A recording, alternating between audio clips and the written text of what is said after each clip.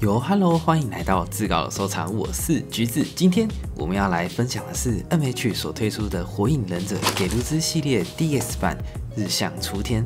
这件作品的预购价为台币6250元，已经算是高价位等级的 PVC 了。虽然近期破万的 PVC 作品也不在少数，不过6000元大洋的价格依旧对荷包造成沉重的打击。而本件作品虽然以夸张特效的罗布双狮拳为主打，但还是附有一般的手掌来做更换。而在面相方面，除了还原出使用白眼时特有的青筋效果之外，雏田也难得表现出具有杀气的模样。虽然雏田一直都是 MH 所喜爱推出的角色，但包含了这款也已经是第3款了，这还不包括泳衣版以及婚纱版。虽然大部分在剧中雏田都穿着着外套，不过夸张的身材曲线依旧表露无遗。当然，在网状的内衣刻画上，也展现出了制作工艺上的黑科技，并小露了一点事业线。而衣服的涂装质感，这里展现出了 PVC 的高水准。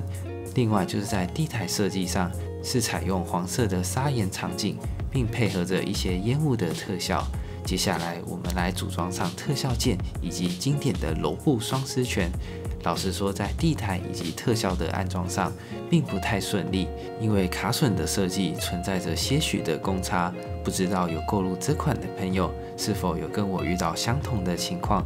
而在罗布双狮拳的部分，虽然是使用了透明的特效剑，不过这件作品强调的并非是通透感，而是渐层感做得比较强烈了一点，还有雕塑出比动画里更为夸张的狮尾，并连绵交错在顶部，这也使整件作品的高度来到了35.5公分。